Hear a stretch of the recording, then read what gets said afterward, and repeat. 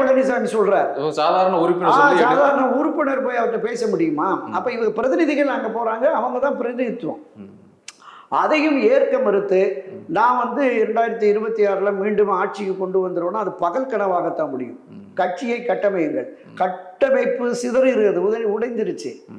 புதிய இளைஞர்கள் திசை மாறி போயிட்டு இருக்கான். அண்ணாமலை பின்னாடி கொஞ்சம், விஜய் பின்னாடி கொஞ்சம், சீமான் பின்னாடி கொஞ்சம்னு போயிட்டு இருக்காங்க. அப்போ அவர்களை தக்க வைக்கணும், புதியவர்களை சேர்க்கணும். அப்போ இந்த நிலைப்பாட்டை கடந்து நம்மகிட்ட இருக்கிற உங்களால் விளக்கப்பட்டவர்கள், நீங்க ஒரு தனியாள், சசிகலா ஒரு தனியாள், திரு OPS ஒரு தனியாள் அப்படின்னு சொன்னா ஒரு நம்பிக்கையற்ற தன்மை என்பது கொஞ்சம் கடுமையான வார்த்தை போடணும், வேண்டாம்.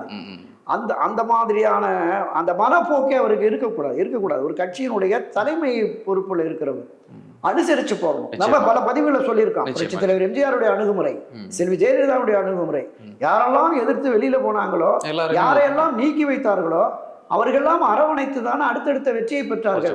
அந்த அணுகுமுறை திரு எடப்பாடி பழனிசாமிக்கு வேண்டும் என்பதுதான் கட்சியினருடைய. இந்த உங்களை பொறுத்தவரை இந்த பொதுக்குழு கூட்டம் அப்படிங்கிறது நம்ம என்ன சொல்றது, நீங்க துவக்கத்துல சொல்ற மாதிரி சம்பிரதாயம் சொல்லியதா இல்ல இது ஒரு தோல்வியடைந்த கூட்டம், இதனால ஒரு பிரயோஜனம் இல்லை அப்படிங்கிற மாதிரி சொல்றதா? அது எந்த வகைப்பாட்டுக்குள்ள இதை கொண்டு வர்றதுன்னு கேட்கிறேன். இல்ல அதாவது ஆண்டுக்கு ஒரு முறை கூட வேண்டும் சம்பிரதாயம். ஆனால் பொதுவெளி எதிர்பார்ப்பு, மக்களின் எதிர்பார்ப்பு, அரசியல் விமர்சகர்கள், அரசியல் இருக்கிறவங்களுடைய எதிர்பார்ப்பு, குறிப்பாக இந்த இணைப்பு வேண்டும் என்று கள ஆய்வின் போது கலவர அடிதடியில் இறங்கினாங்கல்ல, அவர்களுடைய எண்ணமும் உணர்வும் அதுவாகத்தான் இருக்கிறது.